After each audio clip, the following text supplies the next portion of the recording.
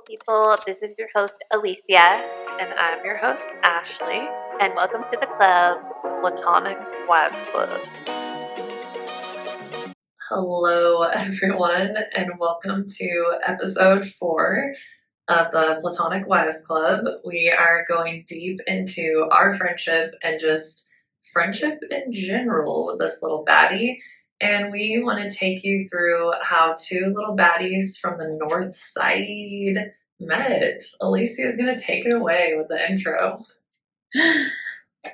Oh. Like how we met. I was like the intro. Like how we became who we are.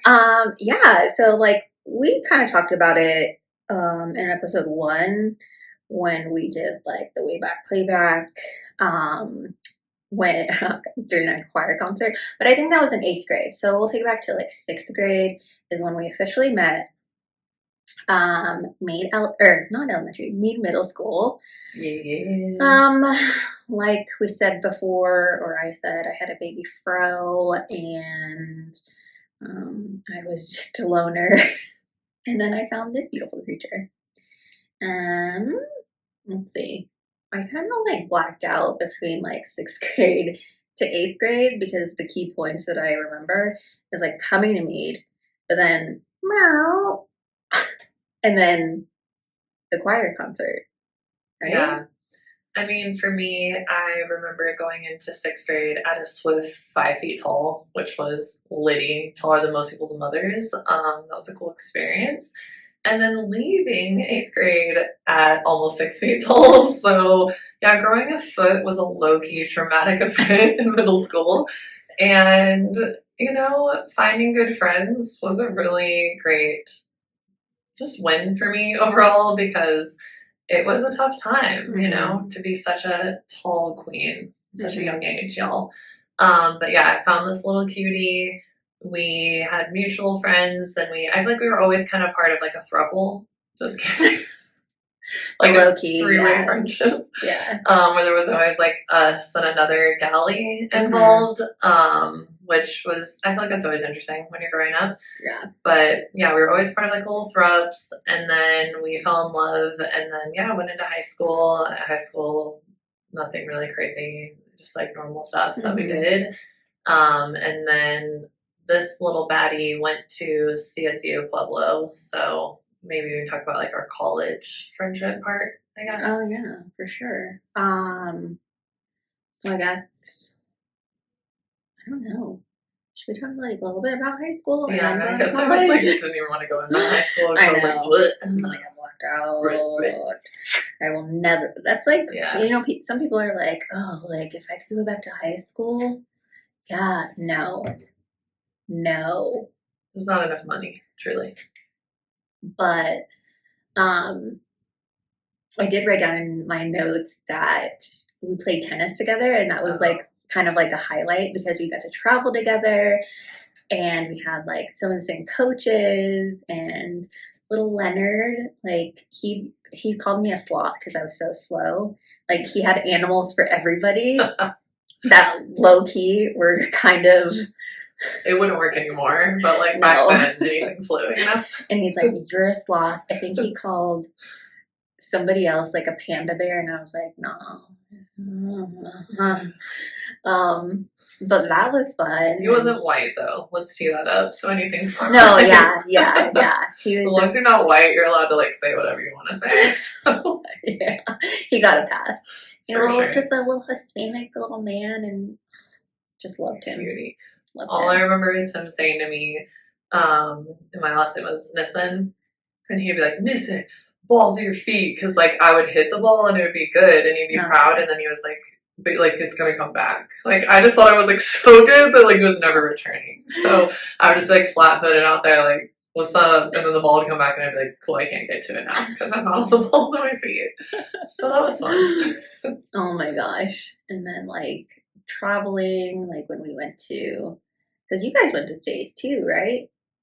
With us? I don't even remember. I think so. Yeah, and like I don't know, just like all of that was super fun.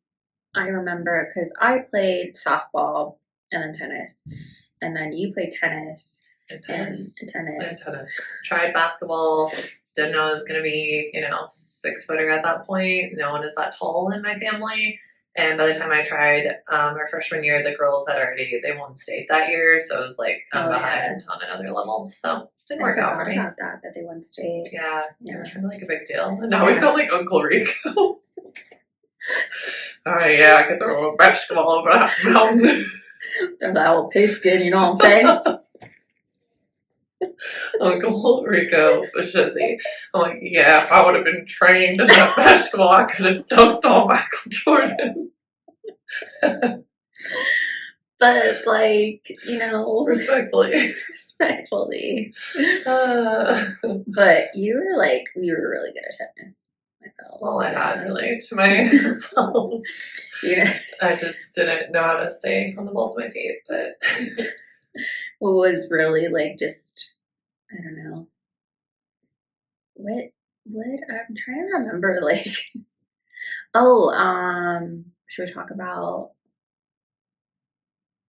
I guess... Oh, we were in choir together. Mm-hmm. Yep. But, like... Well, no, I think I didn't do out of choir in high school. Oh, you didn't do choir in high school? No. Oh, gross. Like, that's when you're, like, in choir. You did choir in high school. Yeah. Mr. Ross? I don't know. I remember Mr. Ross, but I didn't do it.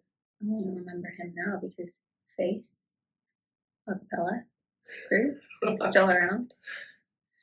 And then you had to wear those, like, gowns to sing. That's probably why I didn't do it, honestly. It was just, I don't know, I didn't like it. But I thought we were in maybe the first year, or no? I never did it. I don't know why, because I liked it, so I'm not sure what happened there. I have no idea why I did it. I wasn't a good singer. I went more the, like, route of the arts, I got, like, deep in the photography stuff. I was, like, into pottery and all that. Mm-hmm. Like, I loved doing all the art classes, and I basically did everything else besides art and English and anything math related. It was just, I was out. So it's my journey. Very traumatic time of my life was my math classes. Yeah, I'm not gonna lie. I cheated one time on a math test, and probably my only time. And I cheated off of my friend Christina's test, and it was the first day of maybe geometry or something. I don't even know. Looked over at her thing, wrote down one answer. It had five questions. Wrote down the one, and then I got caught because he had handed out different tests. So it was like an A and B version, and I got it suspended for the day. What? Yeah, and they tried to, like, suspend me for an entire week for that. First time I've ever, like, I used to have straight A's in middle school and high school. I, like, definitely had, like, some C's and stuff in math and, like, fell off a little bit. There was, like, some low-key trauma happening in my life. But we'll talk about that later. But yeah, I got caught, and then they were like, acting like I was like a whole ass criminal. I'm like, bruh, it was off one answer too. So yeah, that, like, literally blows my mind because I was a goodie too. Like, No, yeah. I remember one chick coming in to one of our math classes, and she was literally had one of the Sonic cups, but it was like filled with alcohol, and she was just like drinking it like it's like.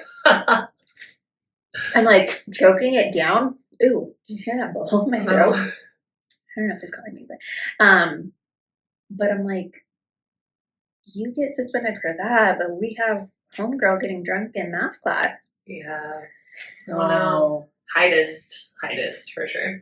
Okay, so now we'll take you guys through, like, college days. Mm-hmm. So I told you a little bit that I went to the Art Institute, so, like, there was a lack of, like, house parties and just, like, cool vibes. But I did actually go to the clubs at 18 years old, so I will take that.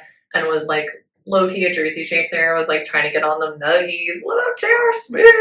What up, Carmelo Anthony? Just kidding. I already had Lala, Nene, Earl Boykins, all those peeps. But I was busy in the clubs. But when I wanted to get, like, a just fun house party, like people my age, normal vibe, I would beat myself down to CSU Pueblo to see this fine dime. And yeah, I would have a good old time. No comment on what that means, but definitely had a fine little time at CSU Pueblo. But it was like probably one of my favorite times of our friendship because I No, just feel yeah. like freshman year is vulnerable. It's like Mhm. super intimidating and scary, and we like always had the comfort of each other. And everyone thought I went there because I was there so much. But I was Mm. like, no, I'm just some loser who like drives myself up here every weekend. No, yeah. And like the basketball team loved her. They're like, oh, when's Ashley coming back? And I'm like, well, she's in Denver at the Art Institute. So probably next weekend. So keep on the lookout for that. Now I'm wiped up, you know. I've Also, done I'm two sick. kids. That's why I sound like a crusty mug right now. We just like pass it along. I was sick Yeah. last time. It's her turn now. Man. So that was a good little journey, and then I mean we were friends all through college, pretty Yeah. much. All through college. I think when you grad, because there was a time. Okay, so I only went to CSU Pueblo for a short period of time, and then moved back home, and then went to MSU. But I was like in Longmont Oh, for a few of those years. And so, like, the locals, like, I was just spending my time.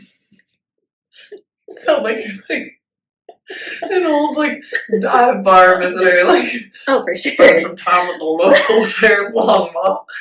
That's how it felt, though, because, like, the people that were still in Longmont, like, I'm like, oh, I know you, I know you, I know you. And so it was just a weird time in my life. So while she was out with the locals, I was like kind of, you know, getting into some gangland situations and like dating every gang member I could find in Denver. So yeah, you know, and I don't regret that because I have a big heart and I saw it past Mhm. everyone's situationships. But yeah, she was out there living that L town. I was out there in gangland. Yeah. So we weren't like as close probably for those years Those because we couple didn't live years, yeah. close by each other. Mhm. And then after I graduated, I feel like we got pretty close again. Mhm. And then we ended up moving together. Yeah, I think it was 2000, like the beginning of 2013. It's kind of hazy, Or or 12, I end think. of 2012. I was sick of L-Town, and I was like, I need to get the fuck out of here. Um, and we were talking, and we're like, okay, we should definitely like try to live together. And her job was downtown. I just got a job.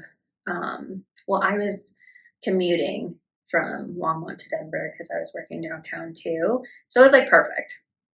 I was sick of commuting an hour, and she was. I was at Flatirons. Oh, you were Yeah. at Flatirons? Mhm. I thought you were at Park Meadows. After. Like, After. probably the end of it. Oh, okay. Yeah. The year. The year. It changed everything. So when we moved in, lived downtown. It was great. And then I got into a very now toxic relationship that kind of overtook me, and I put priorities into. Oh, by the way, I was married before, and I was married to a woman. So, and this is that relationship. Um, I took um, her priorities over my own, and it was just very. I crossed boundaries, and I see that now. Um, and it was just very, very. I don't know.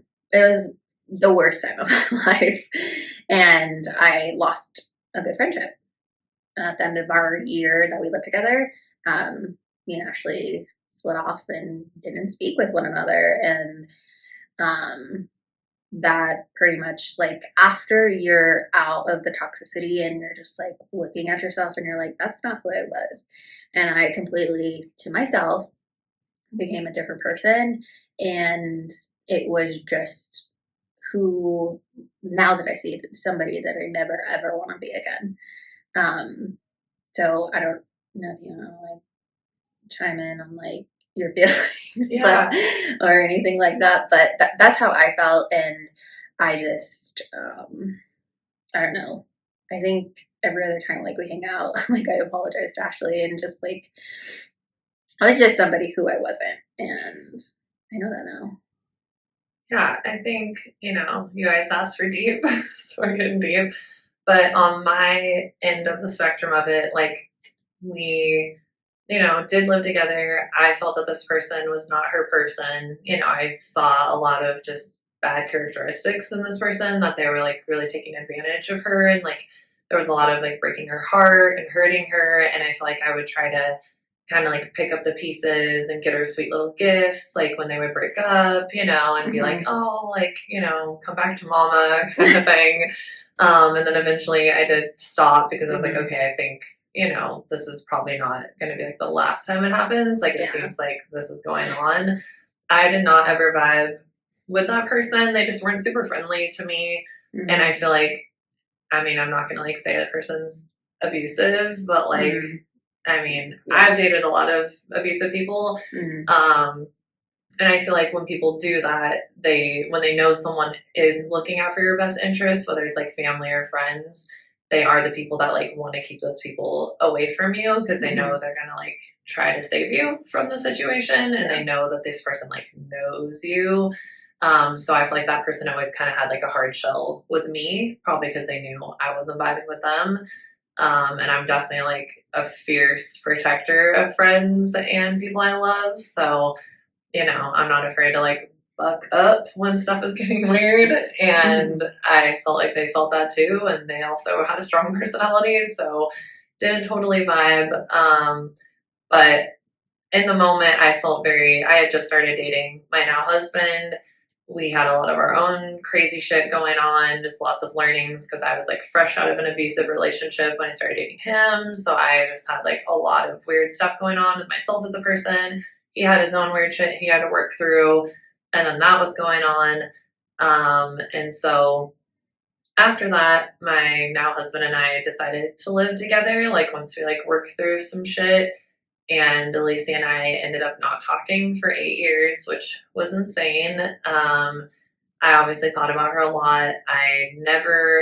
Like when we rekindled, I felt like she thought that I hated her, and like blamed her for that. But to me, I did this twice to like my old roommates who I loved also, where like I dated two dudes who were just not good dudes and would try to like move in and would move in, and they were like super disrespectful, and I lied a lot and kind of like played like they weren't living there, and just did some shady shit because I was young and kind of, I don't know if I was in love, but you're young and you want to try to please these people. So when we rekindled, I was like, dude, I don't hate you or blame you, because I did the same shit. I did it twice. And like two of the girls, actually, the only other girls I've ever lived with, still don't talk to me. And I've reached out and tried to apologize to them like several times now for my 18, 19-year-old self. And I wish someone would have like given me grace for that. Cause I'm like, you knew, I had a lot of insecurities growing up. I was super tall. I definitely did not have self-love, and I was choosing people that, took advantage of that. And I just kind of wish people would have had more grace and been like, I see why you did this, and you weren't trying to like hurt me and disrespect me, So it's abuse. It is what it is, whether it's physical, mental, it is abuse. And I am proud that I have survived that kind of stuff, because I think when people found out, a lot of people are being abused, it is on the low. You're not like openly talking about like, this person, is threatening to kill me and hit me all the time.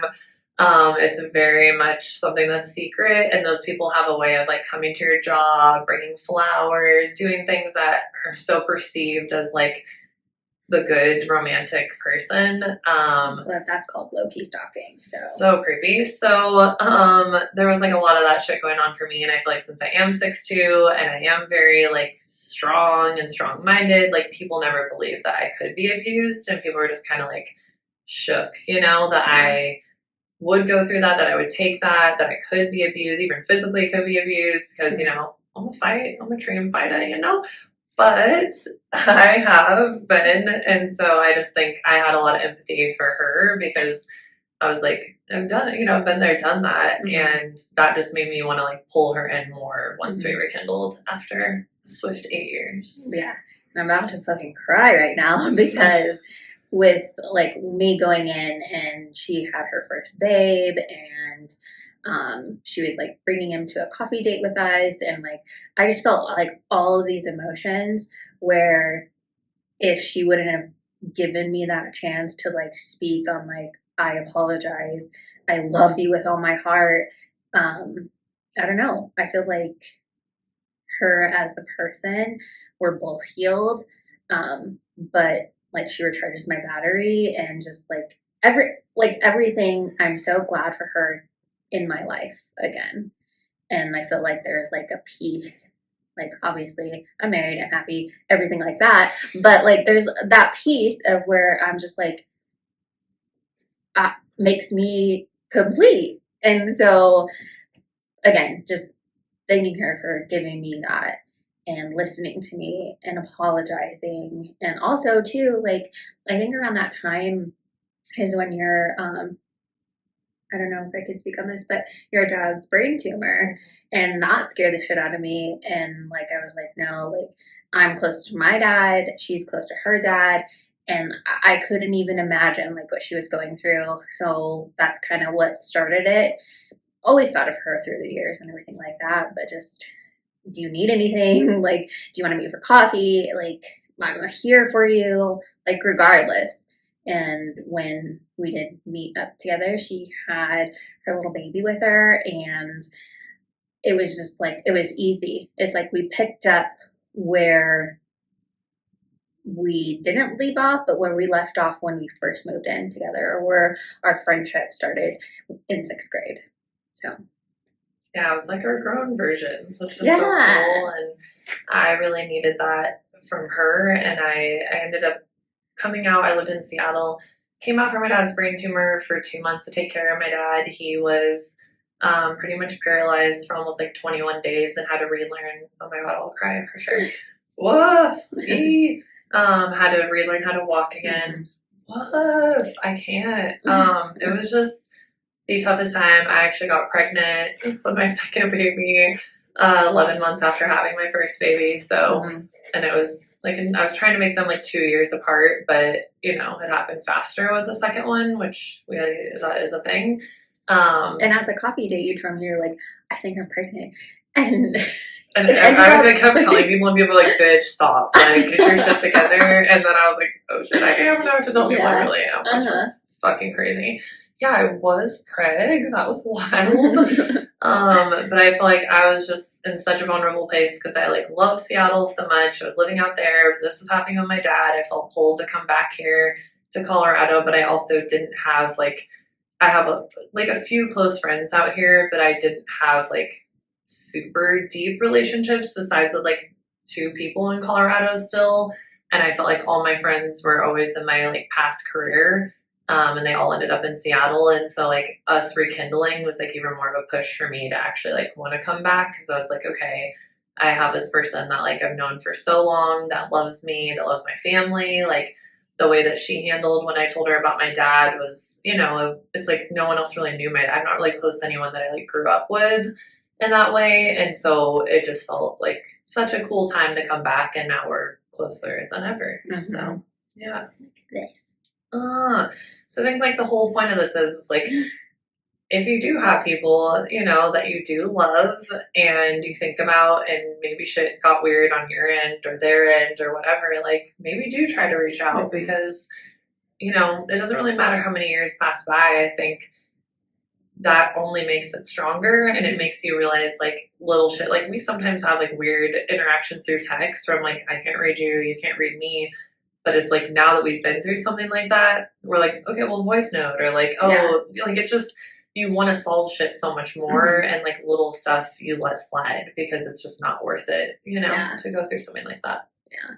And I know like I come off like, I'm not a good like typer. I'm not like a good writer or whatever. So I'm like, voice note, please. So, but yeah, if you have that friend, and I think if it's a real friendship, you know, either like reach out or not. What's happening with that? But it's probably still doing it. It is. I hope so. Just checking our just place. A little check here. Audio. Little audio moment. Yeah. Okay. Sweet. Yeah, so I feel like that's kind of the story of our friendship Yeah. and that real.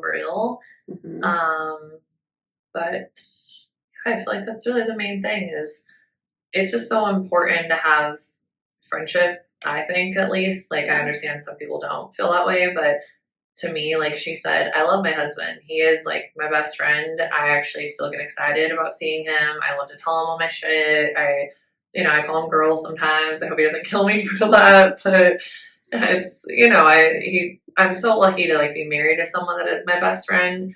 But it is so different when you have like a female friendship because, some men I'm sure can relate. Like I'm not going to generalize all men, but there's a lot my husband cannot relate to, Right. on a woman's standpoint. And it's Mhm. just really lovely to be able to like connect with your little bestie and talk about that stuff and just even like emotional, like weird shit that you do that like your husbands don't do and Mhm. just connect on girl stuff and time of the month Mhm. and just be able to cry together. Like we were doing like monthly dates, which we're going to get back into. Yes. And we would meet in Denver since we live kind of far from each other. And it's like that shit is so refreshing to my soul just to meet, talk about like recap on and we talk almost every day anyways, but Mhm. to have a like uninterrupted time, no kids, no work, no husbands, no dogs, and just sit there and like fully, recap on everything that's been going on. And usually we like kind of tear up during some of it. I usually cry. I love a good restaurant cry. It's like where I get fucking weird to settle. But it is just such a like refreshing feeling. Mhm. Like I always leave and I'm like, that shit was so fun. Yeah. So Fucking fills my cup. yeah. Like just We laugh so hard. yeah. Oh, gosh. I can't even like really explain it or like put it into words of like how it's just like yes, I'm complete, but like after those dates I'm just Yeah. like oh God, I needed that. And it's like, dude, we clown ourselves, and that's like the Oh best. Like, I God. love I have a weird ass tooth that's like sitting in the back fucking row, and it's like hilarious to be like, we talk, but we also boost each other up. We're like, dude, Yeah. you're bad, you're beautiful, you're amazing. And it's like Yeah. hilarious to be like, this tooth is trash. Like, this is, and just have these like funny moments with each other. Just, where you're like, I don't know, you just don't get to do that with a lot of people, or some people might like use that shit, against you. Mhm. But it's like we don't have that where we can be Yeah. like, yeah, you're still beautiful, but like, yeah, your tooth's in the back row. Like, get a cool cap. I don't know what's happening. That oval cap coming Yeah. soon, y'all. I don't know what tooth it is, but you'll see it. It'll show.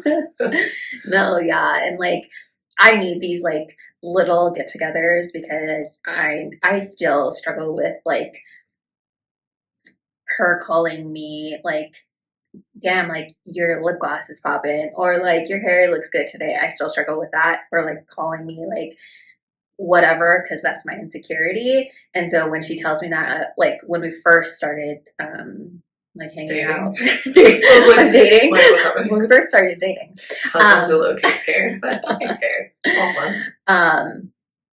I told her, I was like, I don't really know how to respond to that. I don't think that. And like now, like her positive affirmations with me, like I'm slowly now like getting to a place where I can accept those compliments and like, thanks girl, like I love you so much. Like, but at first I was like, so. Which is crazy to me because I legit always thought she was, or like knew she was a baddie. I never knew that. Like I never ever realized that. And so I think that's also an important thing to do with your friends is like, even if someone seems confident, they seem secure in themselves, like you can never like genuinely boost someone up enough,